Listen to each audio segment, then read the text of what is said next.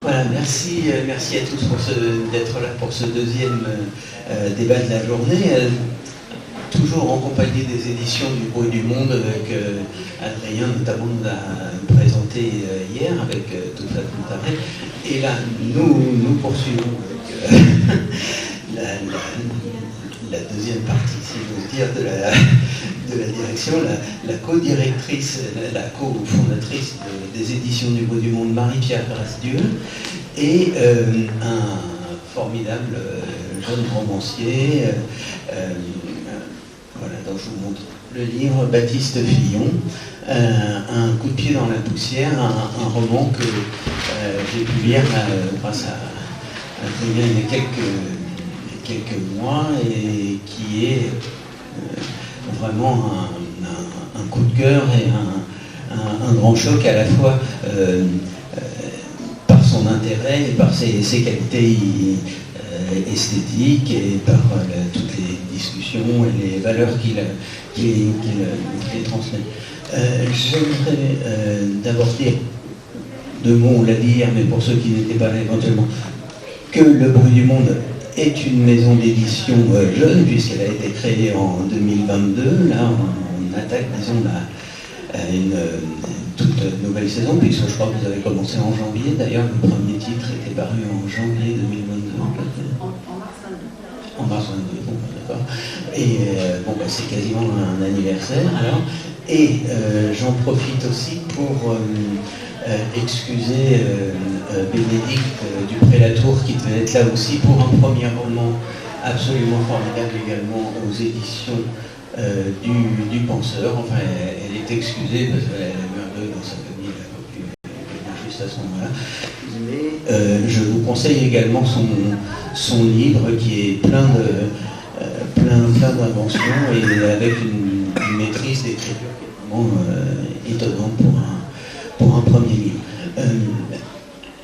Pour dire un petit mot encore sur Marie-Pierre, je crois qu'on peut dire que vous avez toujours été très attiré par la littérature étrangère, notamment anglo-saxonne. Vous avez travaillé chez Stock, chez Gallimard, c'est là quand on s'est croisés d'ailleurs. Vous dirigez la collection du monde entier, qui est la collection qui publie les romans étrangers chez Gallimard, où d'ailleurs vous faisiez des présentations formidables et où il y a eu quand même quelques découvertes dont je me souviens, notamment Anna Hope et Nathan Hill aussi, qui continue, qui a sorti encore un livre cette année, donc de bonnes choses, il y en avait encore beaucoup. Et pour ceux qui veulent vous connaître encore mieux, d'ailleurs je signale, ça vaut tous les discours, que vous pouvez trouver dans les podcasts de France Culture une série à voix nue. Oui. Non, c'était France Inter et c'était l'humeur vagabonde, vous pensez à ça? Non, c'est une série de 5 émissions d'une demi-heure, ça doit être la voix nue, je pense. D'ailleurs, je pense pas, j'en suis sûr, parce que j'ai des podcasts. Enfin bon, peu importe. Mais vous parlez de tout votre parcours professionnel. Enfin, bref. Et oui, ce qu'on disait aussi hier, c'est que une des caractéristiques du monde entier, outre la qualité de son catalogue qui est vraiment absolument très, très varié, ouvert sur le monde, à toutes les langues, toutes les littératures, c'est aussi sa situation géographique à Marseille, et en lien avec l'intitulé de cette table ronde, je me demandais si, pour vous, Marseille était aussi une terre promise de l'édition. Oui, on espère qu'on gardera la primeur sur tous les talents qui sont dans cette ville, mais c'est une grande joie effectivement de rejoindre des confrères et des consoeurs qui ont cru en cette ville depuis des années déjà, comme White Project, Le Bec en l'air. Dans Marseille, en fait, c'est sa dimension internationale qui nous a vraiment séduite. Et finalement, depuis 3 ans, on a cessé de rencontrer des artistes, des écrivains qui viennent du monde entier ou qui racontent le monde entier. Donc c'est une vraie joie de travailler de là-bas et puis de revenir à Paris quand même souvent, et dans toute la France d'ailleurs. Mais je crois qu'aujourd'hui, on a effectivement envie peut-être de sortir un peu du centralisme parisien et ça fait même du bien à Paris, on peut imaginer. C'est pas Baptiste, toi. On a à Marseille de temps en temps, oui, c'est sympa. Et une dernière chose aussi, autre question que je voulais poser sur simplement le nom de ces éditions, c'est Fleurir, mais je n'avais pas le livre. C'est que quand j'ai lu la première fois Le bruit du monde, ça m'a fait penser à autre chose, à Jean Giono, Le chant du monde. Et je me demandais si ça venait de là. Alors d'autant plus que je montre le livre avec d'autant plus d'insistance que lors de nos petites discussions préparatoires pour le salon, à un moment j'avais proposé qu'on appelle ça le chant du monde. Et puis alors tout le monde a dit, oh non, c'est gnangnan, le chant du monde, je sais pas quoi. J'ai quand même un gros doute. Et puis alors j'ai relu le début, et alors notamment la première page du chant du monde, c'est quand même une littérature absolument sublime. Je ne sais pas si vous trouvez ça bien, enfin, essayez de le lire et vous verrez, c'est vraiment un très beau titre. Il y a longtemps, et effectivement je ne l'ai pas relu. On avait Giono en tête, comme un certain nombre d'autres auteurs de cette région quand on a eu envie de s'y installer, mais dans le monde est venu en premier. En fait, on savait qu'on voulait absolument regarder le monde de ce catalogue, en fait, un naissant. Et puis, c'est le bruit qui est venu en second, et peut-être ce qu'on a aimé, c'est sa polysémie, finalement, le fait que ça puisse être à la fois très positif, très négatif, et un singulier qui, finalement, comporte un pluriel. Voilà, donc, non, c'était une vraie création à deux. Alors, Baptiste, vous aviez été... alors, vous avez une double casquette, si j'ose dire, puisque vous avez déjà écrit un roman il y a 10 ans chez Gallimard, et vous avez une autre activité, enfin votre activité principale en fait, c'est d'être scénariste. Et je me demandais quel était un peu le lien entre les deux, s'il y en a, entre le travail du scénariste et celui du romancier. Et je me demandais s'il y en a un, si ça ne tenait pas tout simplement au travail de construction, comment construire un récit agencé. Ouais, oui, forcément, c'est un rapport clairement à la construction. Après, c'est pas les mêmes façons de travailler parce que, notamment, moi j'ai commencé beaucoup par la série. Vous êtes en équipe, donc c'est un travail collaboratif, ce qui est hyper intéressant parce que forcément ça vous décentre beaucoup, ça vous questionne. Et puis il y a aussi beaucoup d'interlocuteurs, qui sont les producteurs, les chaînes, les réalisateurs, et ensuite ce qu'on dit être le casting, donc les acteurs. C'est autre chose dans le cinéma où là vous avez un réalisateur tout puissant, il y a des enjeux aussi de production mais qui sont autres. Mais après moi je trouve mon bonheur dans le sens où il y a une espèce d'articulation où quand j'écris mes romans je suis tranquille, tout seul, libre, quoi. Ça c'est vrai que c'est un moment où je me ressource un peu. Il y a des scénaristes, il y a pas mal de scénaristes qui m'envient, qui me disent bon bah écoute, je vais peut-être me mettre à écrire un bouquin parce que j'ai trop de frustration. Mais après moi en fait je suis venu effectivement à la notion de construction un peu sur le tard via le scénario. C'est vrai que je me suis rendu compte qu'on écrivait mieux, on a des histoires plus intéressantes si on les structurait un tant soit peu. Ce livre-là c'est un peu le livre de la transition parce que bon, comme vous le disiez, j'ai sorti mon premier roman il y a longtemps. Et ce livre-là, il est un peu l'incarnation d'un basculement de vie compte total, où parce que avant d'être scénariste, j'avais une vie classique, j'étais employé de bureau, mais j'en pouvais plus. Donc j'ai fait un espèce de double salto arrière qui est le changement de boulot, séparation et tout. Et ce roman-là, c'est un peu, ouais, comme je disais, le roman de la transition, le changement de vie, et s'assumer en dépit de tous les blocages intimes, familiaux, culturels. Et donc, en termes de structure, pour répondre à votre question, je me soigne un petit peu maintenant, j'injecte des éléments de scénario dans ce que je suis amené à écrire, et ce roman est peut-être le premier à être un peu plus impacté par ce changement-là. La première chose sur laquelle on tombe en ouvrant le livre, c'est une très belle exemple d'une citation de Pessoa. J'aimerais d'ailleurs lire. Oui, je peux la lire, je vais lire. C'est la première fois que je présente mon roman public, hein, donc je m'excuse par an si je bafouille, mais sachez-le, c'est un peu émouvant en plus, c'est vrai que c'est bizarre. Je suis passé parmi eux en étranger, mais nul d'entre eux n'a vu que je l'étais. J'ai vécu parmi eux en espion, mais personne, pas même moi, ne soupçonnait que je l'étais. Et cette citation me disait, tiens, pourquoi l'a-t-il mis en ouverture de son roman? Peut-être est-ce que c'est parce que c'est une histoire d'un homme qui est en quelque sorte étranger à lui-même et qui, grâce à une quête artistique, va aller à sa rencontre, si on veut. Oui, c'est complètement ça, et puis c'est un personnage qui se découvre étranger au sien aussi, en fait, qui dans la chair de sa chair aime très sincèrement les siens, mais qui se rend compte qu'il ne partage pas du tout les mêmes convictions ni les mêmes combats. Et donc on est, souvent, en reparlant de la série très rapidement, mais c'est comme ça que j'écris mes romans, on est sur des dilemmes en fait très forts.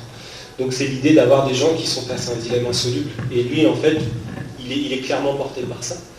Et en dehors du fait que vraiment Pessoa est l'un de mes écrivains favoris, avec ce qu'il a un peu de fou, c'est quelque chose qui a vraiment présidé à l'écriture du roman, quoi.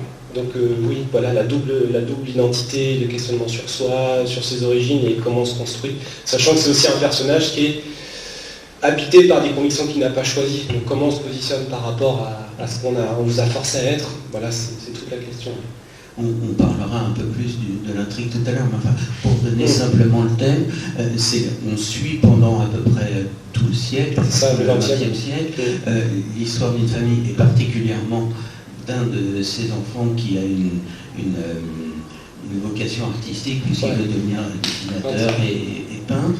Et ce sont des gens qui sont exilés, qui ont fui la Russie au moment des pogroms. C'est une famille juive qui va vers la Palestine, qui va parmi les premiers colons, et là ils vont être confrontés évidemment à diverses contradictions. Déjà la cohabitation avec les Arabes. Exactement. Et aussi leur propre contradiction. Tout à fait.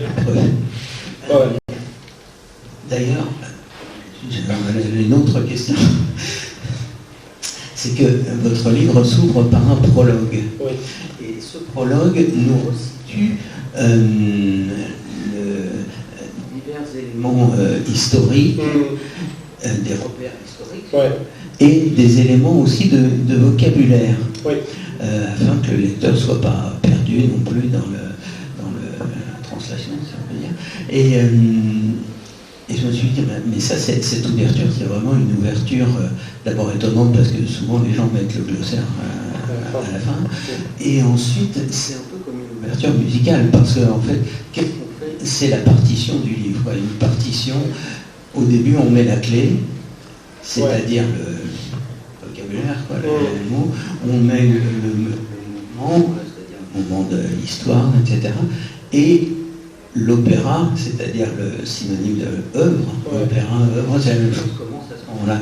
Est-ce que vous l'aviez conçu comme quelque chose qui allait lancer le récit ou accompagner Alors, c'est intéressant, parce que du coup, ça parle de la relation aussi écrivain-éditeur. C'est une question qu'on a quand je suis allé à Marseille, c'est vrai qu'on a discuté de ça, parce qu'on a terminé j'ai terminé le roman, j'ai eu la chance de pouvoir être accueilli chez vous, sous les toits, mais c'était pas non plus une mansarde, c'était un bel appartement. Pour finaliser le roman, 3 jours durant l'été dernier, pour on se pose plein de questions, même se poser des questions sur la couverture. Et c'est vrai qu'on se disait, je passe au contrôle, mais on disait qu'on avait besoin d'une espèce de rampe de lancement pour le roman, de façon à ce que vraiment ensuite on se consacre pleinement à l'histoire en fait. Et qu'on soit exempt des histoires de vocabulaire, de l'hébreu, de l'arabe et autres. Et donc on a essayé de l'écrire un peu en mode levée de rideau. On trouvait ça. Mais moi je trouve que l'exercice est hyper intéressant. Et ça s'est fait de façon assez vite et efficace, quoi. Mais c'est vrai que s'en est beaucoup parlé. Tu t'en as parlé justement, tu nous as proposé que ça fasse partie finalement du texte. Oui. Et pour nous c'était une grande joie parce qu'on n'avait pas du tout envie de truffer le roman de notes de bas de page ou même d'un appendice à la fin. Ouais. Et c'est vrai qu'après l'écrivain s'empare, comme tu dis, de sa matière, du vocabulaire, le fait vivre. Oui, c'est... Ouais. D'ailleurs, par exemple, pour vous rappeler quelque chose, bon, peut-être est-ce que tout le monde le sait, j'espère. Enfin, bon, c'est intéressant de savoir quand on va lire le livre que Eretz Israël, c'est le rappel de la terre promise, c'est pour ça qu'on a fait sa terre promise aussi, par Dieu à Abraham, à Isaac, et le dernier c'est Abraham, Isaac et Jacob, heureusement que et dans les rappels historiques que vous faites, il y a des vagues aussi d'immigration pendant 10 ans, en gros, 1919 à 1929, voilà. Et alors ça m'a rappelé, parce que dans 2 livres cette année, 2 romans cette année, ça m'a rappelé le début du film d'Elia Kazan, America, qui raconte, vous l'avez en tête, je l'ai vu il y a longtemps, raconte comment sa famille, enfin pas sa famille, mais lui-même a voulu s'exiler aux États-Unis, mais avant ça, il raconte le même chemin que le voyage, le personnage. Et voilà, ça m'a surpris parce que cette référence-là, j'ai trouvé aussi, enfin la même histoire, j'ai trouvé aussi dans un roman qui est paru à la rentrée, qui est le livre d'Olivier Guèze, qui s'appelle Mésopotamia, et qui se passe un peu dans la même période et qui raconte tout ça, notamment on le retrouve encore après dans les quand ils sont alliés aux Britanniques. Alia, c'est le terme consacré qu'on utilise encore aujourd'hui quand les Juifs vont en Israël, vont en Israël. Donc oui, c'est un terme consacré. Après là, ce que j'évoque, c'est des vagues assez circonscrites dans le temps, parce qu'historiquement, elles sont marquées, et puis chaque vague a son identité en fait. Donc oui, je voulais le situer historiquement parce que ça a son importance. Puis qu'après on puisse s'en débarrasser dans l'écriture, pas s'en débarrasser, mais éviter de l'évoquer, comme tu disais, ça en delà de la page, c'est vrai qu'on voulait l'éviter complètement. Est-ce que vous pouvez nous raconter la première scène, la scène qui ouvre le livre et qui donne son titre au roman? C'est l'histoire c'est une bataille entre frères, quasiment une bataille à mort, parce qu'il y en a un, donc le héros qui trahit, et l'autre qui est le garant de l'ordre établi, quoi. Donc oui, c'est le titre du livre, c'est un sentiment d'exaspération, et que ça devint aussi parce qu'il y a une forme de fatalité à laquelle il fait face. C'est exactement parce ça. qu'en fait, ils font partie tous les deux même commando, d'un commando qui est pour garantir la sécurité. Et il y en a un qui est le frère aîné, qui dirige un peu la troupe, et qui veut interpeller un vieil arabe qui est revenu sur ses terres pour essayer de recruter ce qu'il a semé. Et notre héros, là, Nissan,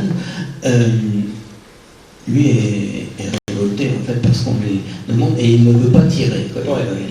Il refuse de tirer, et c'est ce qui va, c'est comme un coup de pied dans la poussière, et c'est ce qui va sceller un peu son destin, parce qu'il va se trouver projeté.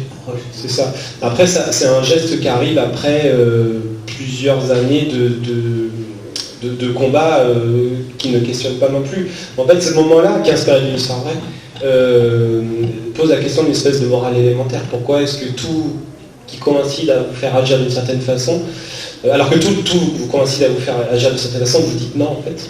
Et c'est un espèce de mystère, hein. Je pense que tous dans notre vie, à un moment, on est allé contre la vie des parents, d'une femme, d'enfants ou que sais-je, d'un groupe social. Et en fait, oui, ça interroge cette chose-là qui est extrêmement universelle. Et moi, quand on m'en a parlé au début de cette histoire de Nissan, c'est ça qui m'a happé, quoi. Parce que tout aurait été tellement plus simple s'il avait dit non. Oui, pardon, il avait accepté. Mais finalement, cette histoire de Nissan et de son frère, c'est un peu Abel et Caïn. Ouais, c'est ça, mais bien sûr, c'est complètement ça. C'est extrêmement biblique. Tout à fait. Parce que j'ai vu que leur mère s'appelle Ruth. Ouais. Et évidemment, on doit faire penser à tout le monde au vers de Victor Hugo. Vous savez, dans Ruth, une Moabite, etc.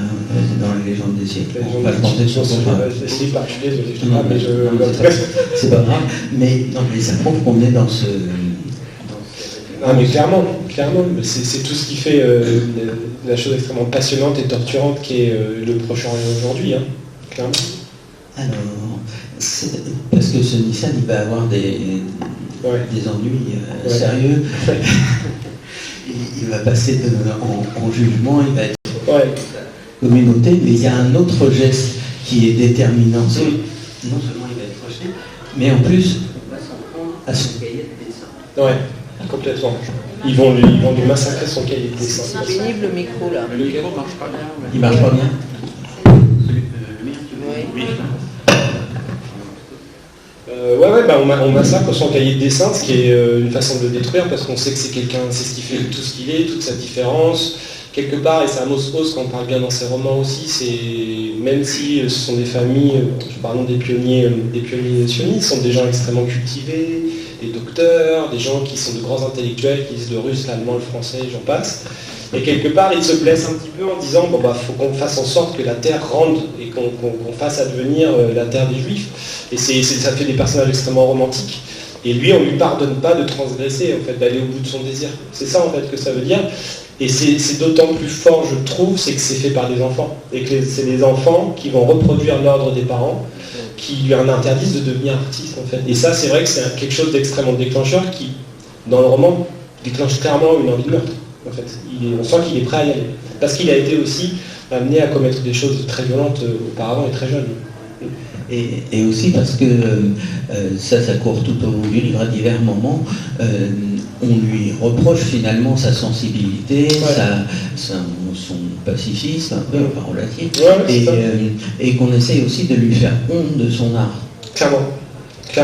C'est quelque chose, mais parce que c'est un désir refoulé de la part de ces gens-là aussi, qui se castrent, notamment la sœur aînée est complètement là-dedans, en fait.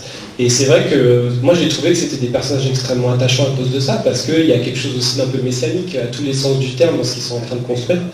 Parce que, même si le projet israélien est ce qu'il est, c'est vrai qu'il y a des exploits qui ont été réalisés pour rendre fertiles des terres qui étaient complètement incultes, quoi. Et donc pour parler de ça, et pour être clair sur le roman aussi, je n'ai pas vocation à donner des leçons sur le conflit israélo-palestinien, ni à vraiment me situer en tant que parti. Si je suis d'un parti, c'est celui de la paix, mais avec tout ce que c'est d'extrêmement compliqué, on peut se cacher derrière ça. Mais il n'y a pas de bon et de méchant dans le roman, en fait. C'est vraiment c'est un destin personnel d'un personnage qui certes est juif et artiste, mais qui se retrouve nulle part, en fait, et qui en même temps sent que ce qui est en train de se passer est hautement problématique, pour parler de façon très polie, quoi. Il y a dans tout ce livre court aussi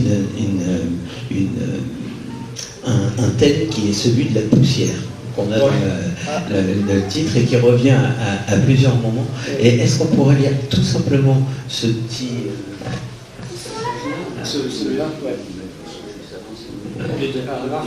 Ok, très bien. Il en est question, et ce qui fera entendre aussi votre style qui, pour mon goût, est assez somptueux. Super, merci, c'est gentil. Son attention fut attirée par un tronçon de moulure en plâtre noirci par les flammes jetées au travers de la route. Elle représentait des angelots, des tresses d'acanthe et des paniers de fruits. Il s'accroupit et la contempla en se souvenant de l'époque où les gens faisaient patiemment la queue devant une boulangerie. La poussière en suspension troublait l'horizon, le ciel et la terre se confondaient dans une tourbe bleutée, avivée par les lueurs chaudes du printemps. L'écho de ses pas lui donnait l'impression d'être suivi. Yakov, donc le père Nissan, dissimulait ses poissons séchés sous sa blouse, noués autour de son buste à l'aide d'une corde en chambre. Il se tenait à bonne distance des palissades et des ravelles dérobées, transporter de la nourriture lui mettait en danger de mort. C'est l'époque où ils sont encore en Ukraine, en fait, avant de partir, et c'est la famine. Et donc, il y a des soupçons de cannibalisme, et donc lui, il traverse la ville en ruine, avec des poissons séchés autour de la taille. Et cette poussière qui revient plusieurs fois dans le livre, est-ce que c'est, tel que je l'ai entendu, vous allez le dire, c'est l'image à la fois de ce geste fondateur du coup de pied dans la poussière qui marque son refus en quelque sorte. Tout à fait. Mais est-ce que c'est pas aussi la poussière qui s'élève un peu devant nous et puis qui nous empêche de voir clairement les choses?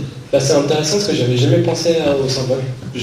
Quand vous le dites, maintenant vous le soulignez, alors du coup je vais y aller un petit peu en freestyle, mais je vais y aller. Non, je pense qu'il y a quelque chose de l'ordre de la vanité du monde et en même temps le fait de se dire je vais construire quelque chose même si tout n'est que poussière, ça il y a l'Ecclésiaste, je pense que c'est un peu de ça. Il y a un rapport à la terre aussi, on sent très bien quand on parle des Eretz Israël, il y a quelque chose de précieux dans le projet sioniste, de très important et investi pour eux, avec tout ce que ça a parfois de délirant aussi, mais en même temps d'extrêmement romantique.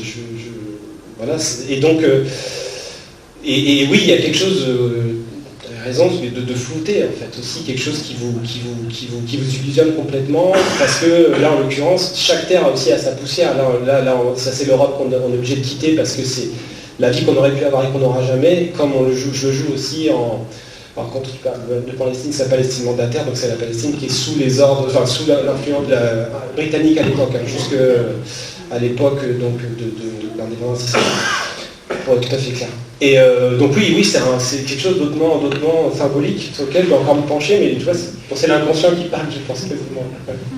Une chose intéressante aussi, c'est la façon dont est construit ce livre, enfin la chronologie du livre, puisque en fait on commence par cette scène, ensuite on revient 19 ans plus tôt, c'est-à-dire au moment quasiment de sa naissance, et on a un long flashback, si j'ose dire, qui nous amène jusqu'à la page 145, où là on va avoir la suite, enfin ce qui s'est passé après ce geste. Alors j'imagine que vous avez mis cette première scène avant ce qui se passe, simplement parce qu'elle a une valeur symbolique. Tout à fait. Elle est symbolique et elle fait comme ce qu'on dit dans les séries, elle fait office de teaser en fait, parce qu'elle pose vraiment tout à plat, elle pose les conflits au sein de la famille, et puis ça met une énergie aussi, parce que je voulais, dans les romans que je fais, je veux pas qu'on s'ennuie, vous direz c'est normal, mais je veux qu'il y ait toujours un mouvement en fait, je veux qu'il y ait de l'action, parce que pour moi l'action révèle les personnages. C'est vrai que je suis moins client des aspects psychologiques, même si c'est important et que j'ose espérer, on le sent, c'est des personnages, je pense, extrêmement fouillés. Et si tu veux intervenir, je ne veux pas te... Non. Et donc, oui, ça, il y a un côté vraiment teaser où il faut que ça envoie, parce que c'est aussi... on sent cette énergie un peu qui peut pencher d'un côté ou de l'autre, du côté de l'amour très violent, comme du côté de la haine, en fait. Et ça, vraiment, c'était très important pour moi. Et après, on a une espèce d'exposition à un rebours, où on repart de l'Ukraine / l'Empire russe, pour ensuite arriver jusqu'à ce moment où Nissan s'émancipe, quoi. Il devient soldat, il se passe encore autre chose, parce que là il combat du côté allié, il fait la campagne d'Italie, et après, je veux pas parler des paradoxes, c'est la guerre d'Israël, Non, moi ce que je souhaitais dire, c'est que quand on a eu notre première conversation avec Baptiste, que j'appelais au départ, parce que j'avais beaucoup aimé la série qu'il a écrite de Grasse sur les docks du Havre, j'espérais en secret un roman sur le Havre, et il a commencé à me parler de ce personnage. Il arrivera un jour un roman sur le Havre. Oui, mais loin d'être déçu, en fait, vous ne pouvez pas imaginer que j'étais moi aussi fascinée par cette terre, alors que j'ai aucun lien personnel avec tout ça, mais voilà, pour des lectures, pour des voyages. Et donc, quand tu m'as parlé de Nissan Rilov, ce peintre juif, effectivement, et de sa trajectoire extraordinaire, je me suis rendu compte que j'avais mis les pieds dans ce mouchard en plus, mais ça je ne pouvais pas le savoir. Quand il m'a dit je viens de terminer un texte, j'aimerais vous l'envoyer, j'étais dévorée de curiosité, et pour être tout à fait sincère, j'étais aussi dévorée d'inquiétude, parce que je me disais, d'abord c'est toujours un peu compliqué, un personnage qui inspire un écrivain, est-ce que le roman ne va pas être qu'un roman biographique, ou une biographie cachée, je ne sais pas.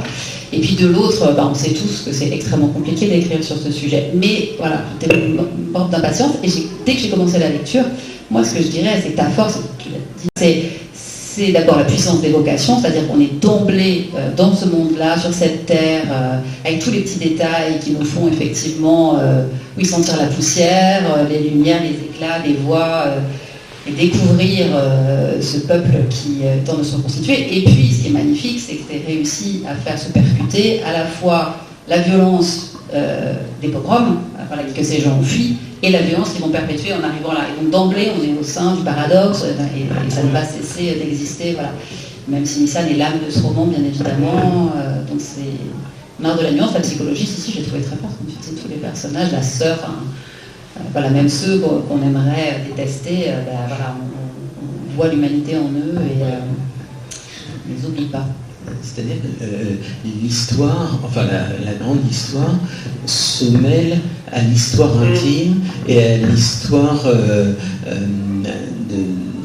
cette formation artistique. Il y a trois histoires qui se mêlent en même temps. D'ailleurs, une chose qui est assez amusante, c'est que ces colons qui vont rencontrer des conflits terribles toute leur vie, quand ils arrivent, ils lisent Guerre et Paix. Non mais c'est exactement ça. Vous allez dans la bibliothèque du Moshab en question, du coup je suis allé, vous êtes avec c'est assez désarmant, parce que ce sont des gens extrêmement cultivés, qui transporte aussi un morceau d'Europe. Quand tu connais, du coup, tu vois, il y a cette nostalgie-là aussi qui est très très belle. Ouais. Alors, à propos d'histoire, une chose que j'ai trouvé très ingénieuse dans le livre, c'est que les dates historiques, enfin les datations ne sont pas données directement. Ouais. C'est-à-dire, on n'a pas les dates ou je sais pas quoi, on a des événements qui se signalent à nous, disons, dans notre mémoire collective, un peu, et qui nous permettent de dater où on en est dans l'action. Par exemple, pour que ça soit clair, à un moment, vous dites c'est la mort de Lénine, alors on sait que c'est 24, après c'est la crise économique, c'est 29, c'est l'arrivée d'Hitler en 33, la guerre d'Espagne en 36, etc. etc. Alors ça, c'était un parti pris. C'était un parti pris, mais aussi parce que pour faire comprendre que l'histoire de cette partie du monde à cette époque-là, elle est aussi démarrée par ces événements-là. La crise de 29, elle grippe un peu le développement économique, l'arrivée d'Hitler au pouvoir, on peut imaginer ce que ça crée. La guerre d'Espagne, c'est aussi hyper important pour les colons parce que il ne faut oublier qu'ils sont avant tout socialistes et donc pour eux, ça, quelque part, ça les rassoit aussi dans une forme de foi politique. C'est hyper intéressant d'ailleurs d'étudier ça. Et donc oui, je voulais créer, que ça nourrisse un mouvement global, sans non plus qu'on ait ce côté petit historien qui parfois peut être pesant dans certains moments. Est-ce qu'on peut donner encore un petit exemple de lecture sur les émigrants, sur les migrants? Le lapsus, c'est... Voilà. Parce que là, évidemment, on nous parle de gens qui changent de pays à un certain moment, mais ça nous évoque aussi des images aujourd'hui contemporaines. Ouais. Et il y a le passage est très beau, et en plus, il y a une expression dedans que j'aimerais vous faire commenter, qui est très belle. Je fais les deux, il y a le partage entier, les deux premiers. Okay. C'est le moment où ils arrivent du coup en Israël. Ils arrivent à Haïfa, et donc ils sont... c'est un peu comme Ellis Island en fait, pour les arrivants de mer. Les hommes et les femmes furent séparés, contraints de se mettre nus et conduits au port. Les infectés puis vaccinés contre le typhus et la variole. Yaakov ordonna à ses fils de garder les yeux baissés. Ruth se retrouva seule parmi les sœurs, cousines, mères et filles, regroupées entre elles avec les nourrissons et les enfants en bas âge. Une cloison en planches disjointes séparait les hommes des femmes. Les yeux s'accolaient aux orifices pour voir l'autre côté. Des couples se soupiraient à l'oreille dans une langue proche du silence. Des parents s'assuraient de la santé de leur progéniture du sexe opposé. La première nuit, la chaleur appuya sur le monde, remuée par une brise qui ne rafraîchissait pas. Comme le reste de la famille, Nissan passa la journée auprès de la palissade, à se raconter avec sa mère ce qu'il ferait en compagnie d'Esther et Malka une fois sortis de là. Dans le passage que vous venez de lire, il y a une très belle expression, c'est « il parlait une langue proche du silence ». Alors, ça m'a beaucoup intrigué. D'abord, j'ai trouvé que c'était une trouvaille poétique magnifique, et cette langue proche du silence, c'est la langue du secret, finalement. Ou la langue de l'oppression, comment vous le... Là, ils sont dans un endroit où ils sont arrivés, mais pas complètement. Donc, cette espèce de ça, cette transit, ils ne savent pas trop à quelle sauce ils vont être mangés. Et on arrive aussi dans un endroit où ils étaient massacrés. Donc, il y a cette espèce de prudence. On est chez nous, mais pas complètement. Et la langue du silence, c'est les murmures, c'est les gestes, c'est les regards. Donc, je trouve qu'il y avait quelque chose de polysémique dans l'expression qui m'a tout de suite convenu. Et c'est vrai que ce roman, je l'ai écrit, alors j'ai commencé à l'écrire il y a longtemps, mais je voulais vraiment que ce soit un roman de prose poétique. C'était très important pour moi. C'est un sujet que j'ai beaucoup étudié par ailleurs. Quand j'étais étudiant en littérature, j'ai travaillé sur Alfred Jarry, le roman de la fin du XIXe siècle, où justement ils étaient très libres de pouvoir faire ça. Et donc oui, c'est quelque chose que j'ai trouvé, ça s'est emboîté très rapidement dans l'écriture. Et c'était, pour moi, c'est hyper expressif en fait de ce qu'ils vivent dans ce temps-là. Je veux dire que d'ailleurs, au-delà de votre cas, c'est quand même une tendance très marquée au bruit du monde d'avoir des auteurs, en tout cas en langue française, pour que je puisse en juger, qui ont justement cette tendance de ne pas être seulement des romanciers qui savent raconter une histoire, des choses comme ça, mais des gens qui sont vraiment des stylistes très attachés aux détails de la langue. Ah oui. Merci Nicolas, c'est ce qui nous tient à cœur. Évidemment.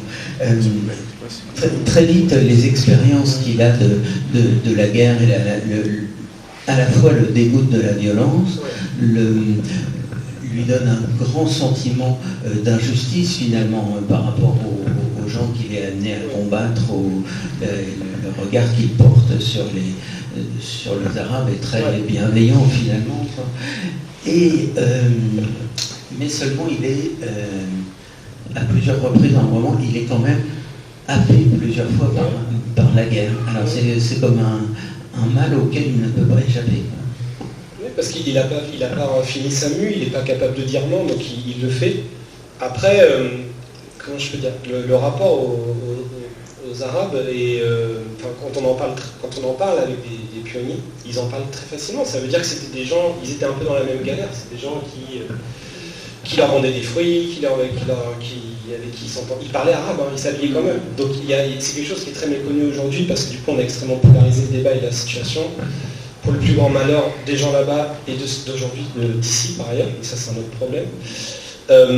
Et donc oui, il y a quelque chose où je t'achète un fruit, je sais pas si c'est mon frère, mais en gros on vit ensemble. Et c'est factuel en fait, c'est en dehors de toute idéologie. Et non, pourquoi il fait parce qu'il y a la pression de la famille. Il ne faut pas dire qu'il ne la questionne pas, c'est pas vrai, mais il est emporté en fait. Quoi. Et c'est pour ça que ce moment de refus, il est extrêmement fort, parce qu'il y a un raidissement soudain qu'on sent venir, je pense, dans le livre, mais qui se passe sous silence, notamment le rapport à son frère, qui est extrêmement castrateur. Quoi.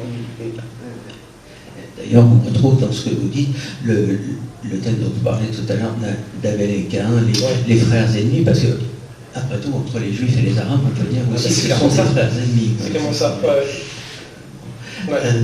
Est-ce qu'on peut parler maintenant un peu de l'autre aventure, disons, qu'il y a dans le livre, c'est-à-dire sa quête artistique. Parce qu'elle ne se fait pas d'un coup, évidemment. Par exemple, vous citez les problèmes qu'il a de rivalité, enfin de violence avec son frère. Un des premiers dessins qu'il fait, c'est une caricature de son frère. C'est une façon de répondre par le dessin, par l'art. Puis il a donc après cette affaire de son cahier de dessin qui a été massacré, il est comme arrêté. Et puis après, vous dites, il se redonne l'autorisation, il retrouve l'autorisation de créer. Il se donne à lui-même l'autorisation. Non, mais là après on rentre dans le volet plus personnel du roman. Moi je voulais écrire sur un peintre. Au départ ça devait être sur un peintre qui est juif aussi, Chaim Soutine. Et je voulais écrire sur la façon dont ces gens-là perçoivent le réel. Et j'avais besoin de travailler sur le système de synesthésie, comment vous transmettez les sensations en peinture, en forme. C'est quelque chose qui me passionnait. Comme là je suis en train de travailler sur la musique, parce que j'ai la même obsession. Et en fait, là où je me retrouve avec Nissan, c'est que moi j'ai dû longtemps lutter contre moi-même pour assumer d'être artiste, ça a été très compliqué, pour des raisons sociales, des raisons culturelles, et puis après d'autres problèmes que je traite comme si, c'est un autre souci. C'est l'angoisse aussi de l'échec, et je pense que lui il le porte en fait. Et c'est là qu'on se retrouve. Et ce qui fait que ce roman, même si là on a parlé beaucoup de Proche-Orient et autres, c'est avant tout un roman extrêmement intimiste sur la vocation artistique. Et il y a un moment, il est dit lâche et il est obligé de le faire, parce que sinon il sent qu'il devient fou. Quoi. Et c'est vrai qu'il y a des épisodes de quête sur lesquels d'ailleurs tu m'as beaucoup fait insister, parce que tu vois encore, même dans le roman, quand il était quasiment finalisé, je n'osais pas assumer complètement cet aspect-là. Alors, cette recherche d'une voix propre, d'une voix personnelle, il y en a un exemple là, qui m'avait frappé par là. Ah oui, ok. Donc là, c'est quand il est arrivé à Tel Aviv et qu'il est dans un studio, donc c'est un espèce d'atelier sous les ordres d'un maître. Il choisit cette voie, quitte à vivre très misérablement. Ah oui, et puis vraiment, faisant les fins de marché et autres, c'est très compliqué à cette époque-là. Donc au studio, le maître surveillait des ordres à lui-même, auxquels il obéissait une fois sur deux. Il prophétisait, allait et venait frénétiquement quand il s'enthousiasmait. Sa tête giguait et sa voix prenait un ton martial qui faisait sursauter Nissan. Surmonté de sourcils noirs et pentus, ses yeux semblaient creusés au couteau, sans bol. Chaque geste de l'artiste était le fruit d'un choix décisif, qui salissait ou sublimait la toile selon lui. On se battait pour accoucher du beau dissimulé en soi, dans notre vie de chair, dont notre vie de chair ne voulait pas. Cette quête antinaturelle n'assurait pas de subsistance, exigeait qu'on se dépouille pour l'exprimer à force de travail dans un délire de bourreau égotiste nourri par une mégalomanie nécessaire, un supplice d'accouchement. Une fois achevé, un grand tableau devenait indispensable au monde. Et ensuite il intervient, avant d'avoir posé la moindre esquisse, vous avez devant vous en puissance la plus belle œuvre d'art de l'histoire, répétait le maître. Donc c'est pour leur donner du courage. Et alors, une chose qui est très, très fascinante aussi dans ce parcours, parce qu'on s'imagine toujours que les artistes ont un parcours intime qui est détaché du reste du monde. Or lui se trouve évidemment mêlé aux événements de l'histoire, mêlé à des groupes d'autres artistes d'ailleurs, donc il se forge aussi des convictions politiques, des solidarités, des choses comme ça. Et par exemple, un moment qui marque bien, qui influe directement sa création, c'est qu'à un moment il se met à faire de la peinture qui est du réalisme socialiste. Ouais. Le réalisme socialiste, je ne sais pas si tout le monde s'en souvient, mais c'était en fait la théorie énoncée par Chouanov, c'est-à-dire le théoricien en URSS dans les années 30 pour mettre en fait l'art au service de la politique, de la cause, et de peindre la réalité orientée d'une certaine manière, évidemment. C'est ça. Oui, parce que quand il combat au moment de la Seconde Guerre mondiale, il le fait au moment où les communistes s'engagent finalement contre Hitler, et il devient communiste. C'est un parti à l'époque qui est interdit par les Anglais, qui accueille les Juifs et les Arabes, donc très compliqué politiquement. Et ensuite, c'est un geste qui se poursuit au moment, après la guerre de 47-48, et il rentre dans un groupe d'artistes qui se dit on veut exprimer ce qu'est la terre d'Israël, ce qui est toute la diversité, et donc il est extrêmement engagé là-dedans. Donc oui, il peint. Souvent il y a des gamins au feu rouge, il y a une ouvrière qui est dans le livre d'ailleurs, qui est inspiré d'un vrai tableau qui a vraiment existé, parce que c'est une façon d'investir la terre aussi, c'est une façon d'investir son nouveau pays, quoi. Et en même temps, oui, c'est clairement idéologique, parce qu'il y a un dessin de libération derrière ça, quoi. Clairement. Et voilà, enfin bon, donc on suit toutes ces aventures intimes. Et alors, je ne sais pas comment on est. Bon, je déteste. J'aimerais qu'on parle quand même un peu de ce thème de la terre promise, ouais, qui est un intitulé, parce que parce que dans cette idée de la terre promise, il y a un double enjeu, quoi, en fait. Il y a l'enjeu de ce qu'on gagne et l'enjeu de la perte nécessaire, quoi, en fin de compte. C'est-à-dire perdre, par exemple, les liens qu'on a avec certaines personnes de sa famille pour gagner autre chose. Alors, est-ce que cette dualité, vous la... Oui, elle traverse toute la famille, elle traverse l'histoire du personnage. Est-ce pas fini la question? Je me demandais, est-ce qu'un artiste est obligé dans son cas, de sacrifier quelque chose d'important pour pouvoir... Dans l'absolu, je ne pense pas qu'il aurait été obligé de sacrifier quoi que ce soit, mais là, vu la configuration, je ne vais même pas dire politique, c'est affective en fait, il est obligé de s'émanciper quelque part, de tuer, j'allais dire tuer le père, mais c'est tuer la famille en fait.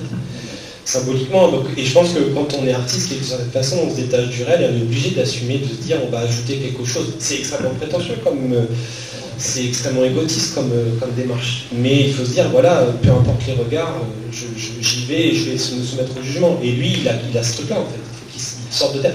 Donc la terre promise, lui, elle est... Quelque part, elle est inscrite en lui, c'est comment son frère lui dit. T'as échappé à la Shoah parce que on t'a emmené en fait au Proche-Orient. Donc à moi, il faut que tu t'en rendes compte aussi que tu craches. Ouais. Il y a une dette. Oui, exactement, il y a une dette. Et en même temps, ça fait ce pays-là qui est l'Ukraine, qui est le Proche, qui est Israël, du coup, à partir de 48, il a besoin de le fuir aussi parce que la terre promise, il a besoin de la retrouver ailleurs, quoi. Donc c'est des endroits où il est libre, quoi. Donc il passe par Londres, il passe par Paris. Et c'est vrai que quand on est artiste, la terre promise, c'est celle qu'on porte en soi, quoi. Et en fait, peu importe les endroits où on se déplace, ça offre des éclairages différents, quoi. Donc oui, on est un peu des îlots solitaires. Et cette ouverture d'ailleurs sur le monde dont on parlait à propos du bruit du monde tout à l'heure, là c'est complètement raccord avec la collection, c'est que le personnage de Nissan, en voyageant, en allant étudier à Paris, en fréquentant tout un tas de gens, quelle est la chose qu'il va apprendre en priorité, particulièrement, ce sont toutes les langues. C'est ça. C'est l'apprentissage de la langue qui va le mettre en rapport. C'est ça. Peut-être on peut faire une première conclusion provisoire avant de passer à deux, trois. Ah bah non, d'ailleurs, c'était pas pour vous faire. Voilà, c'est parce qu'il y a un passage qui est particulièrement beau, je me dis, il faut le lire pour le plaisir, qui se trouve vers la fin du livre, où en fait, on va retrouver 50 ans après le personnage peintre, donc, mais sur la fin de sa vie. C'est ça. Et,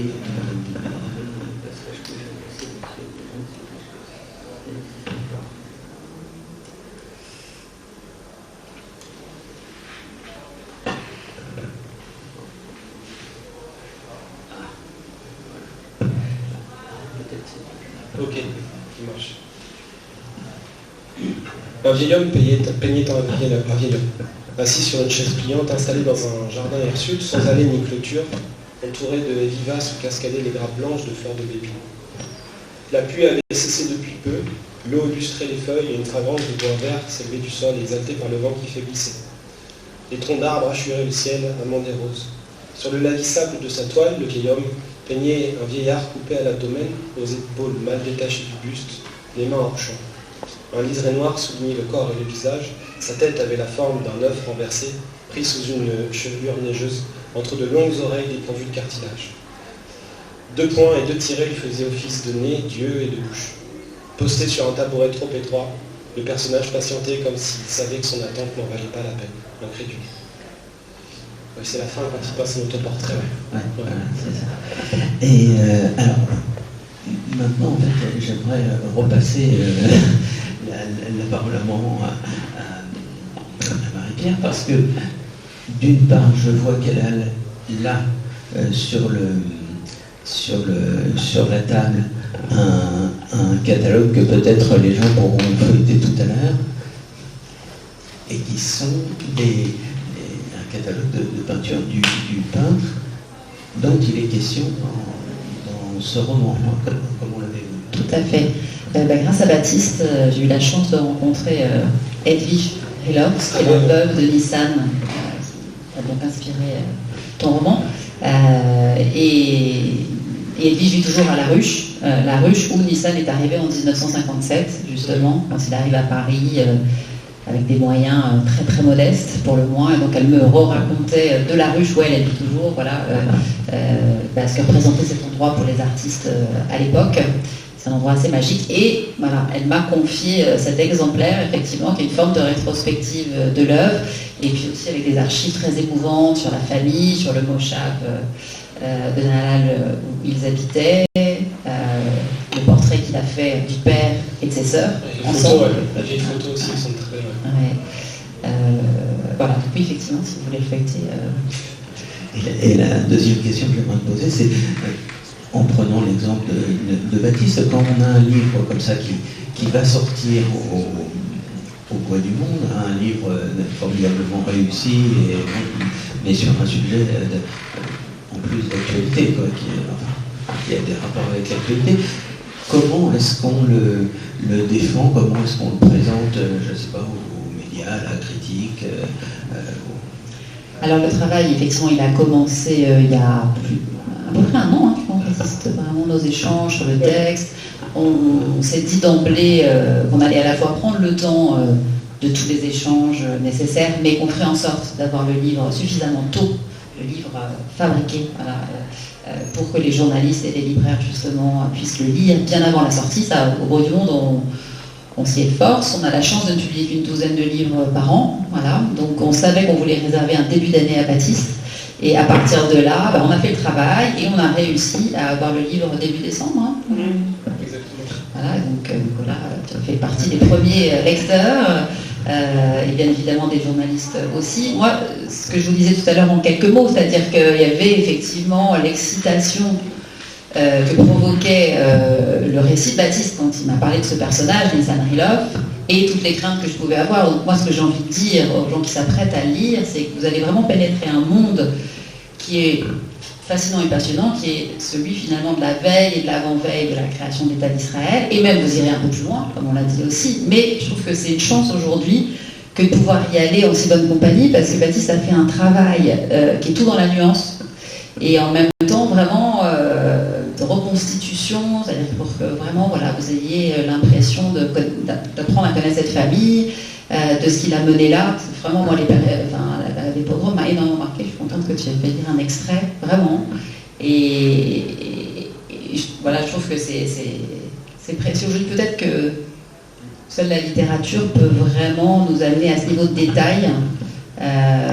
Et vraiment, je suis très admirative que tu aies réussi. Je dis souvent que tu t'es comme installé sur un chemin de crête et que tu as réussi à ne tomber d'aucun côté. Voilà. Et donc, c'est les mots qu'on emploie. Un coup de pied dans la poussière, c'est vrai qu'on est très fiers d'avoir extrait cette image de ton livre. Et merci d'avoir révélé la puissance de la poussière dans ce livre. C'est vrai.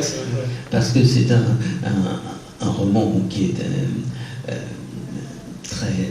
très beau du point de vue esthétique, mais c'est aussi un champ quand même de tolérance et de paix, etc. Et ce qui est rare d'avoir des livres sur ces sujets-là qui soient pas d'avis tranchés. Exactement. Et là, c'est pour qui s'intéresse un peu à ce qui se passe en ce moment, exactement. c'est un livre à lire notamment pour ça. Tout à fait. Ouais. Tu nous offre de la hauteur et ouais, comme je disais, chacun, que ce soit la sœur, que ce soit Nissan, enfin voilà, on emporte avec nous toutes leurs contradictions, leurs tiraillements aussi, parce que jusqu'à la fin de sa vie, comme tu dis, il a fait des choix qui l'ont emmené loin de son milieu, mais en même temps, on sent bien toujours les sentiments, les tiraillements. Voilà. Alors, est-ce qu'on peut terminer par le même petit jeu qu'hier c'est-à-dire, si vous voulez vous y prêter, de nous dire dans le catalogue, pour les gens qui ne les connaîtraient pas, dans le catalogue du bruit du monde, quelques titres qui vous plaisent particulièrement, que vous avez lus, des livres que vous aimeriez conseiller. Voilà. Ah bah oui, il n'y a pas de problème. Alors, vous avez eu la chance de pouvoir écouter Marion Lejeune tout à l'heure, donc si je dois redire quelques mots de l'Escale, c'est que là encore, voilà, on a eu la chance de pouvoir proposer au lecteur une immersion dans un monde fascinant, qu'elle a été un archipel nordique à la fin 19e, et avec, encore une fois, la grâce d'une écriture qui vous fait entendre tous les sons, qui vous présente des personnages inattendus, un marin russe voilà, qui a beaucoup sillonné les mers, qui se retrouve dans une position délicate sur cet archipel, et comment une toute jeune femme qu'on n'imaginerait pas pouvoir lui venir en aide, va finalement lui permettre de survivre dans ces éléments très hostiles. Donc voilà, la parenté, le sens de la famille, j'ai aucun mal à le voir. C'est ce qui est émouvant d'ailleurs au bout de 3 ans et demi, sincèrement, c'est qu'on a l'impression quand même qu'il y a comme des échos qui s'entendent entre vous tous. Mais pour les absents, alors j'ai essayé, peut-être, je vais peut-être parler de Xavier. Parce que ça, c'est... Ah, tu veux la parler ? Non, moi je fais juste la coïncidence, toi tu parles du livre, d'accord ? En fait, lors de cette conversation, cette première conversation avec Baptiste, il m'a fait extrêmement plaisir quand il m'a dit qu'il allait d'autant plus m'envoyer son manuscrit, qu'il était très impressionné par le travail qu'on faisait pour un de ses amis, dont on venait de publier le premier roman, Xavier Bouvet, Le Bateau Blanc, livre auquel on tenait beaucoup, mais du coup c'est quoi c'est vraiment le hasard. Hein. Xavier, c'est un copain avec lequel dont j'étais très proche, on s'est perdu de vue parce qu'on était à Sciences Po ensemble. Et Xavier, suite à un échec politique, s'est exilé en Estonie, et donc il a écrit ce super beau livre qui s'appelle Le Bateau Blanc, roman historique sur une période extrêmement compliquée d'Estonie, qui est prise entre les nazis et les communistes. Et en dehors du fait que c'est un garçon pour lequel j'ai beaucoup d'admiration, beaucoup d'affection, c'est vraiment un super beau livre. Je vous conseille si déjà en plus vous avez envie d'apprendre des choses qu'on a rarement vues sur la Seconde Guerre mondiale, vraiment je vous le conseille. Et puis en plus, c'est un très très bon roman. Et c'est vrai que pour moi qui connais un petit peu l'histoire de ce pays, pour d'autres aventures éditoriales que j'ai menées il y a bien longtemps chez Stock avec Sophie Oksanen, ce qui m'a fasciné, c'est que sous couvert de nous révéler comment en septembre 1944, quelques Estoniens avaient cru possible de rebâtir l'indépendance de leur pays, et donc en nous plongeant dans cette histoire, et alors ce qui est fou, c'est qu'il n'a rien inventé, quasiment il a juste surrévélé le roman dans cette histoire, et il a pris le temps bien sûr, nous raconter ces quelques journées de septembre 44 où ces hommes attendent un bateau désespérément sur une plage, mais il est revenu sur les années 30 qui avaient précédé pour nous raconter comment on en arrive là. Et là, c'est quand même la magie de l'écrivain, c'est-à-dire que, oui, il nous raconte une histoire estonienne et nous permet de la découvrir, mais en réalité, tout ce qu'il raconte de la déréliction des institutions de la République estonienne, ça résonne terriblement avec ce qu'on vit en France depuis 1 an et demi, je veux dire. Et en même temps, c'est un grand livre sur la manière dont les individus doivent se définir quand la violence prend leur pays. Donc autant vous dire qu'en 2 ans, si au début on l'a lu comme une histoire estonienne au bout du monde, plus on relisait les épreuves, le texte, on se disait mais c'est fou parce qu'il vient nous raconter une histoire de maintenant, et donc entre vous, c'est vrai que voilà, et toujours dans ce souci encore une fois du détail, de la nuance, des images qu'on ne peut oublier.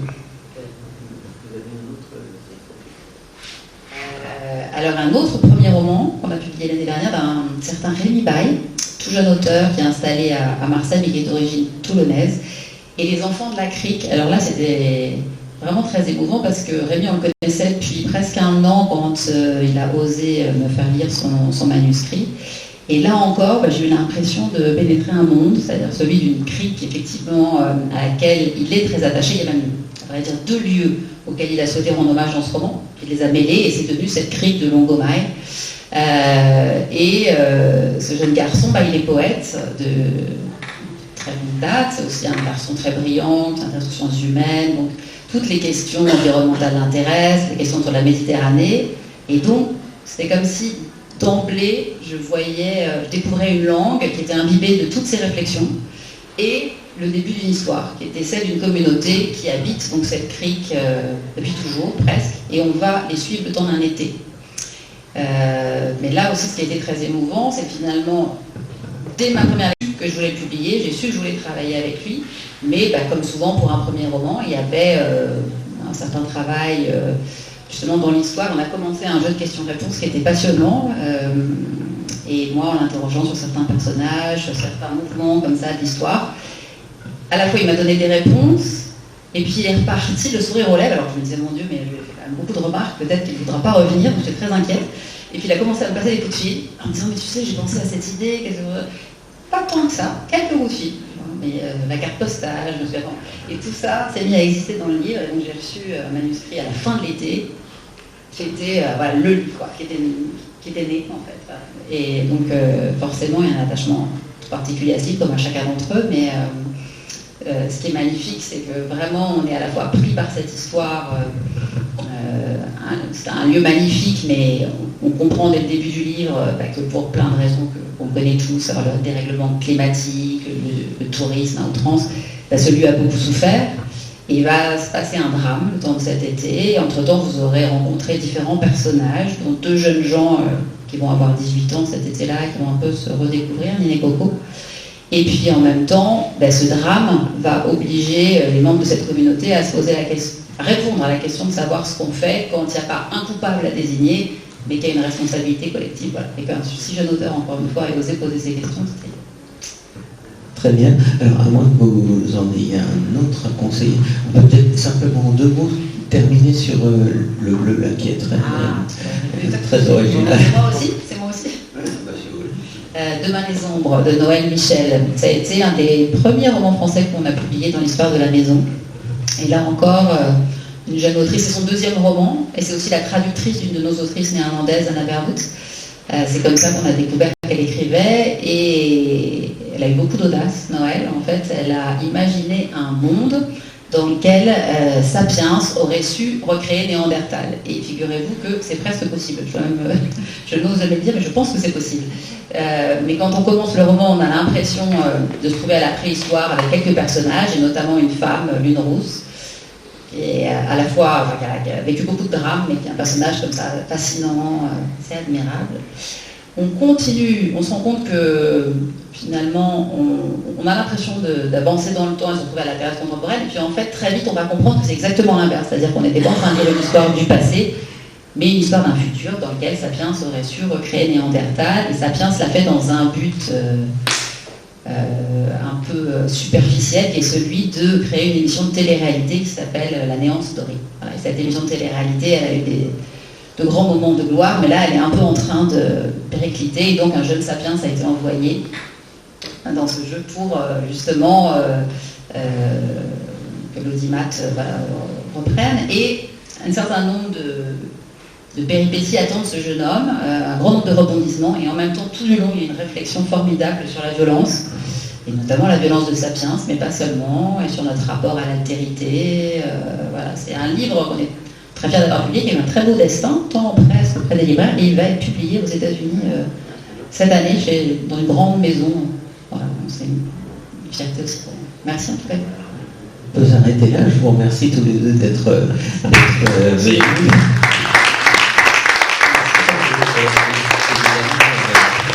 Si vous voulez vous faire signer le livre, tu restes un peu pour... Ouais, c'est une avant-première. Le livre ne sort que jeudi, mais pour le en plus, festival... vous l'avez avant tout le monde.